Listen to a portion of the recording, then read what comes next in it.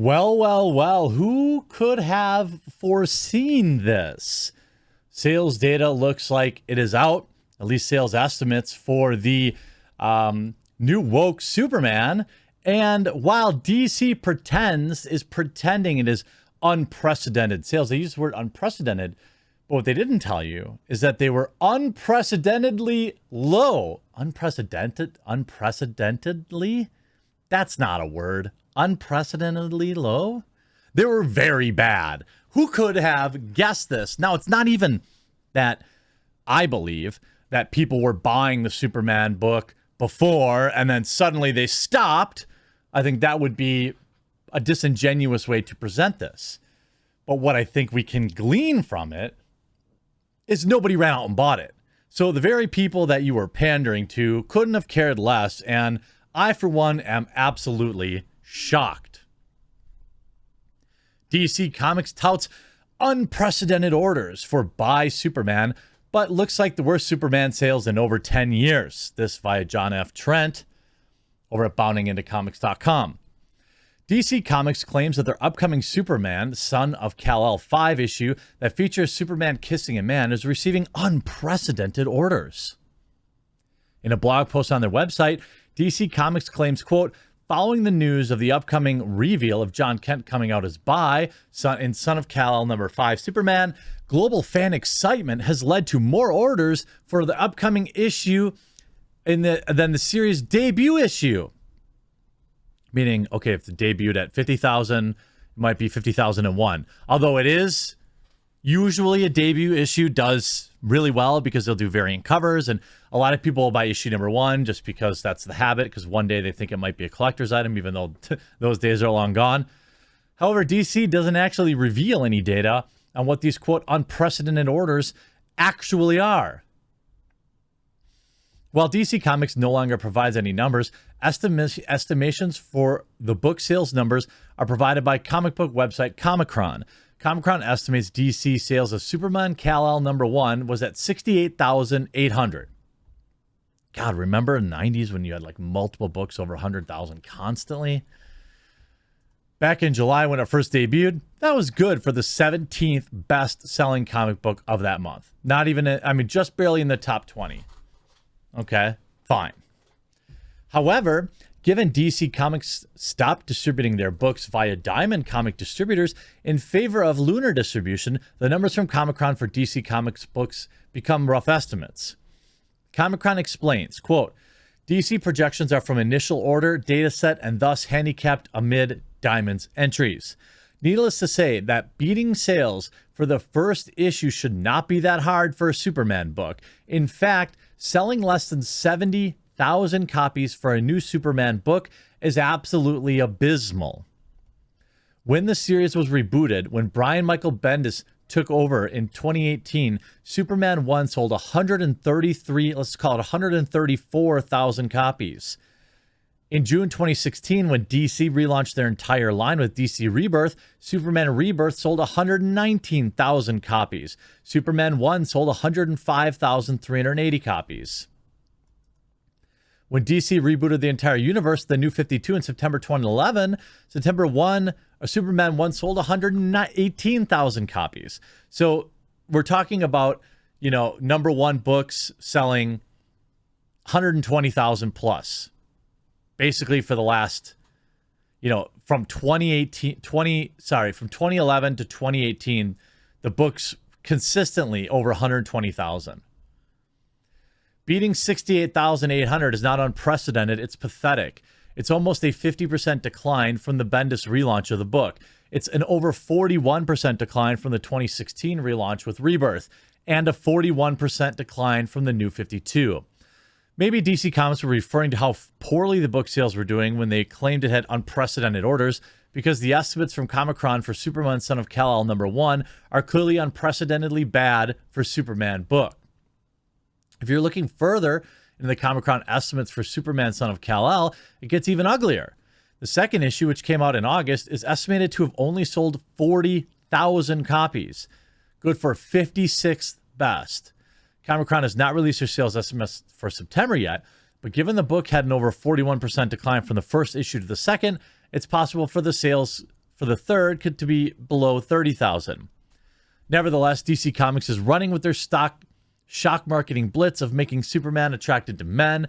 They announced they will be reprinting the first 4 issues because, of course, that's what they do. Not only will they be reprinting them, but they'll also receive the DC Pride logo on their covers. All 4 of the reprinted issues are expected to arrive back in November. I mean, you know, I guess, like, you know, a lot of people talking about, hey, when your sales numbers are already in the toilet, almost any increase seems unprecedented. You know, I looked it up, Superman number 75 back in 1992, the Death issue sold 6 million copies.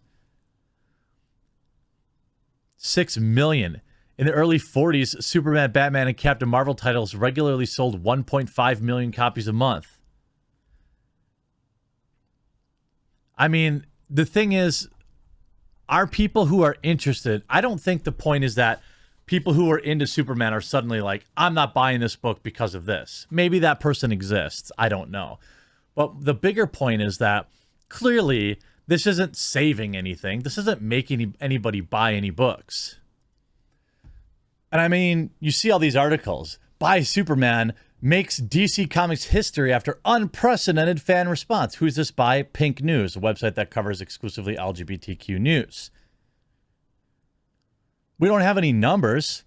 DC Comics didn't reveal the number of orders or any data on what these, quote, unprecedented orders were, but it's still good news for the LGBTQ hero. Traditionally, comic book sales peak with the first issue and decline for subsequent issues. That's correct. Comic book sales tracking website Comic-Con, they use them too, said that they had 68,000 in July when it first debuted. So, I mean, does it, hey, I'll tell you what, if DC comes out and says that it did 120,000, 130,000, I mean, I will say I'm wrong about this pandering stuff. That's exactly what this is. Most fans have welcomed the LGBTQ hero into the community. However, the announcement sparked a predictable wave of conservatives voicing their confusion and anger. I'm not angry about it. Imagine being angry about it. Comic books are dead. Let them, you know, they can do whatever they want with it. You know, and George Takei can get in the news cycle for 30 seconds. I'm more angry that they, you know, removed the American way from Superman, which wasn't always there. This is after the news that the Superman colorist has quit over the comics' embrace of wokeness. I think that may be part of it, but also seeing all the money people are making in the independent comic book industry probably is also, you know, making things a little easier to go on. I don't think that there's any problem with having, you know, LGBTQ characters in comic books, obviously. I just don't think it sells books. And if you're telling me that you think this is going to revive Superman, I don't believe you. I also think that, you know, you should be creating new characters, not, you know, retconning existing characters. Now, this is his son, so it's a little different storyline. I wouldn't call him Superman then. That's kind of the rub with all of this, isn't it? Will you go out and pick up your copy of Son of Kal-El number 5? I feel like I'm totally off comic books. You know, even really Western, anything at this point. And I know, like, it's cliche, like, manga is the best. I'm not saying that. I'm just saying I think the stories that are being told in manga are far more interesting, and maybe that's just because they're new to me. You know, I'm, you know, reading my way through Berserk, and that's been out for forever. You know, a lot of people have already read that book, and all the way up to the latest one. I'm kind of working my way through it, and it's interesting.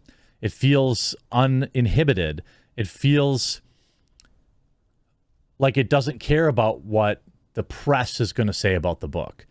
And I miss that. I'm sure there is some of that in modern day comics out there, but it certainly isn't coming from Marvel or DC. It's coming from the independent comic book space, which is tough to follow up on. It's tough to stay informed on everything that's going on there. So congratulations to Buy Superman, apparently. Unfortunately, I don't think it's going to save comics. I hope you enjoyed this video. We'll talk to you again real soon. Huge shout out to this video's sponsor, Meta PCs. Now, I know you're not going to run out and quick buy a brand new computer just because I ran this ad, but what I would hope is that you'll keep Meta PCs in mind for a variety of reasons and use my promo code, TheQuartering, to save big at checkout. Look, Meta PCs offers custom configurations. It has insane parts availability. They're one of the few people I see out there with the brand new NVIDIA 3090 in stock and shipping. When you buy from them, they offer you build photos as they work along. When you receive your PC, it's ready to go out of the box. It's 100% US-based sales and support. And one of my favorite things, it's a veteran-owned business.